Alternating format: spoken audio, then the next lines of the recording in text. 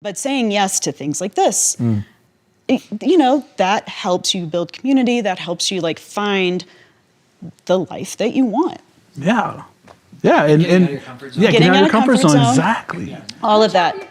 So you're doing it right now. I'm doing it right now already. I'm doing it right now. But, to my 40s. Hell yeah.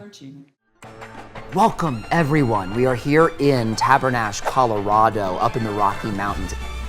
This is the ADHD Adulting Fireside Chat, which is a unique opportunity for everyday ADHD adults to connect, share advice, and learn from one another how to thrive with this condition. Tonight's topic, New Year, New You, resolutions, routines, and relapse.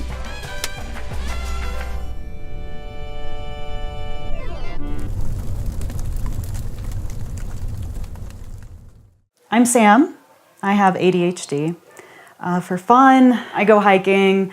I do some outdoorsy stuff. Professionally, I'm in human resources. I work for a very large consulting firm in the Big Four, so it's a very large job. So what age were you diagnosed? I would have been diagnosed at 38.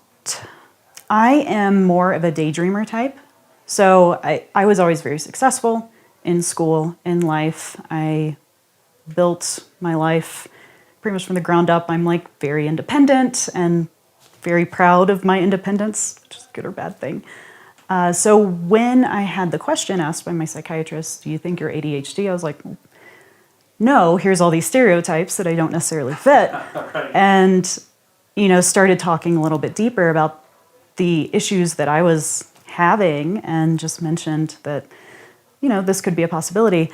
I think if I were diagnosed earlier, I probably would have gotten through college a lot easier.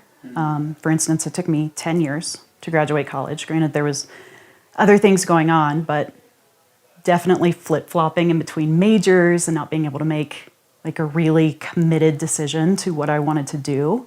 So I kind of floated for a while. In high school, I probably could have paid more attention, but again, I was always very successful in academia. It just took me longer than other people. So it was never a really big red flag. And particular for women, it's not really a thing that's truly recognized. I think even today, it's not really easily recognized.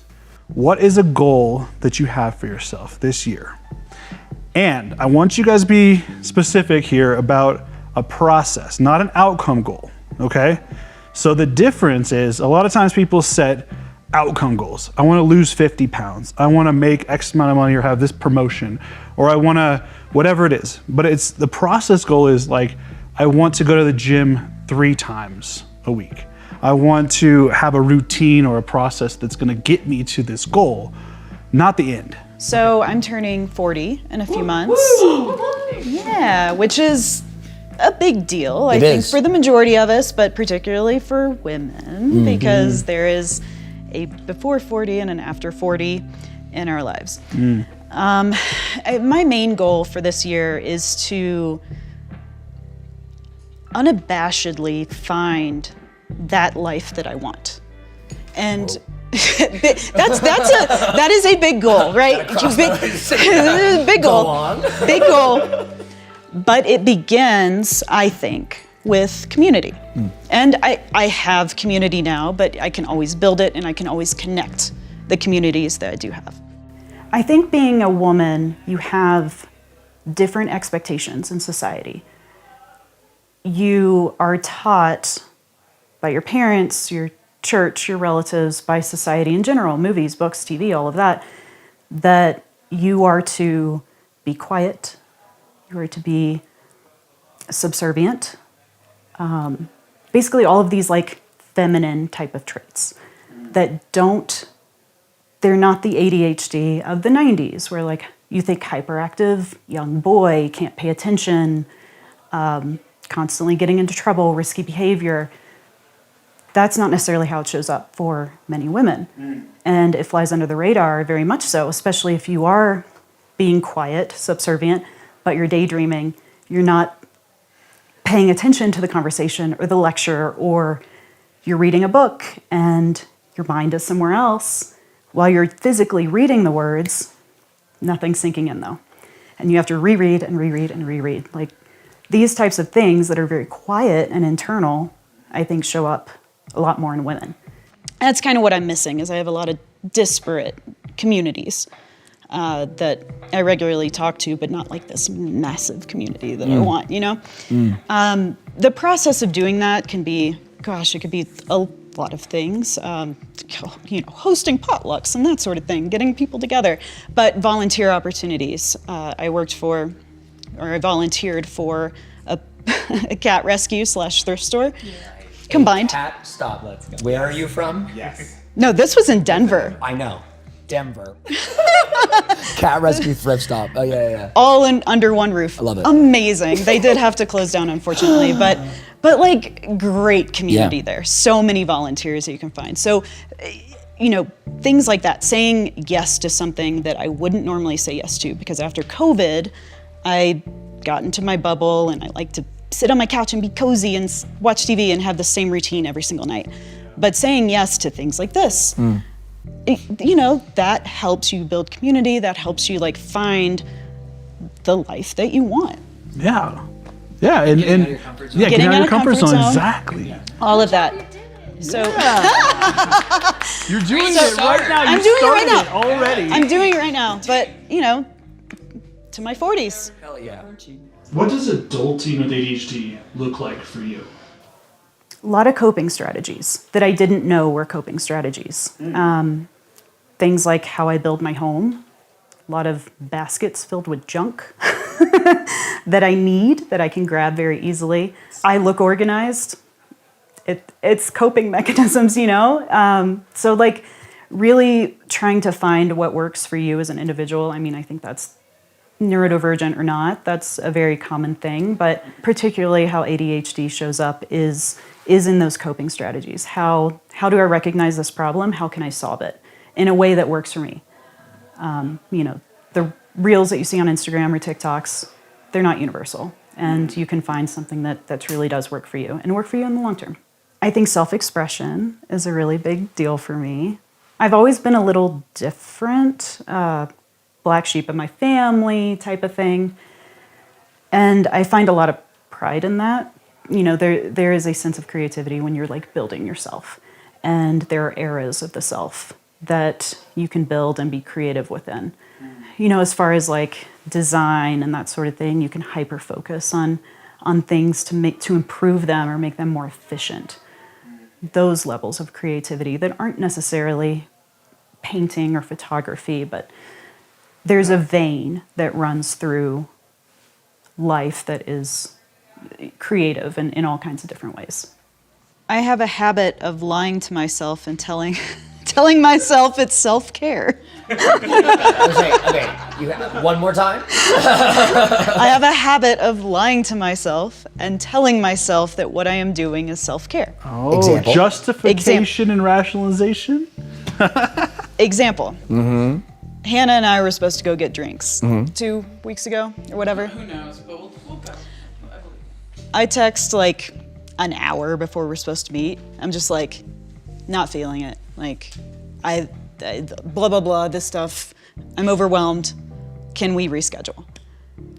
That's, Not reschedule. we didn't reschedule. Yeah. You know? Yeah. So that habit of doing that specifically with like plans that I had made, when it's like, oh, that's a problem for future me. Like that whole mentality, I need to cut that out. Okay. Because that is not bringing me the community that I want.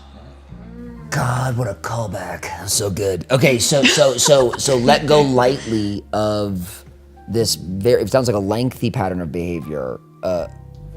Avoidance. It's totally avoidance for I don't even know why. I love Hannah. I love hanging out with friends. But there's like post-COVID, there's this comfort to I want to be high on the couch watching YouTube with my dogs and my husband. And that like that's a wonderful thing to do. It sounds lovely. Not every single fucking day. Right. We need to live our lives. You're fun, Devin, just not that fun. He's Not so fun. every day. He's so fun, but He's like, keep going. I want to. You're right back to Denver. it's true. But it's healthy. In the front seat. Okay, no, on a real level, like it is healthy. I think to have other outlets and expand our network, because it keeps the relationship fresh too, right? We can't just Absolutely. like stay there in one spot, no matter how much you love the person and want to spend time with them, right? You need to have those other outlets, and even if we're feeling exhausted and tired in the moment, it's like, how am I going to feel? How do I always feel after I hang out with this person? That's the big one. Yeah. Because it's like, oh, I don't want to fucking go, and then you're like, oh, I just had the I best feel time. so much Best better. time ever. Yeah. Yeah, social. And I was gonna say something like joking direct to camera, but it's all of a sudden got more serious. No one is everyday fun. I'm not. That's so toxic. No one is fun every day.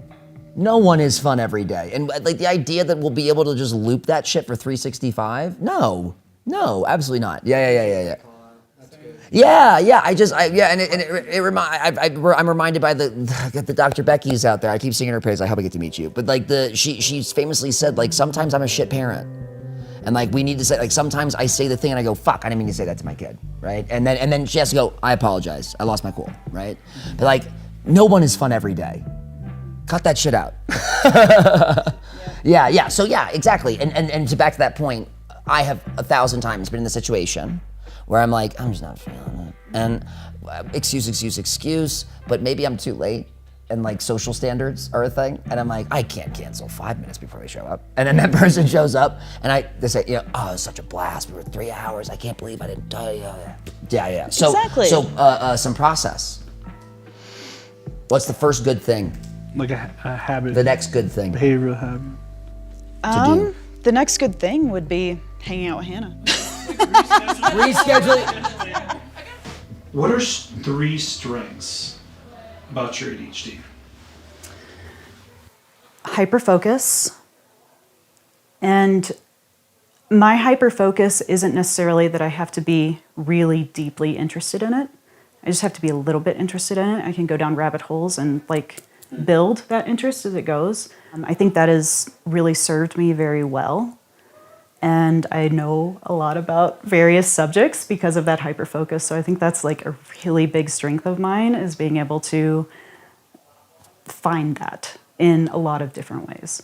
My coping strategies, I think, are a really big strength. So again, I look organized. A lot of people think I'm organized, and I like that kind of organization, figuring out what works for me and works for my husband, Devin. Because he has ADHD too, how can we have these strategies that work for us? So having that kind of mind to be able to find things, it's really fun and fulfilling, actually, because it makes your life easier. I think there's a level of creativity in ADHD that pops up that maybe isn't the most common in neurotypicals. So I do feel like there's a creativity or a way that you are kind of on the fringe of society that makes you a little bit different. And you can approach things in a different way and because you've been dealing with it for so long, you have these like creative strengths in you that come out. Radical acceptance. That is a process. When I first was diagnosed with ADHD, I kind of had a freak out. And I can't really explain why. Again, my psychiatrist brought it up to me. I didn't bring it to them.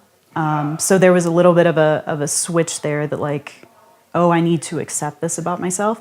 But it's very much a process, right? Like in that process of accepting that I have this thing, there was a lot of like looking back in my past and going, oh, that makes sense. And it's kind of like, a lot of light bulb moments. So there was like this level of connecting to my past self about who I was at that time, what I was going through, why this was showing up.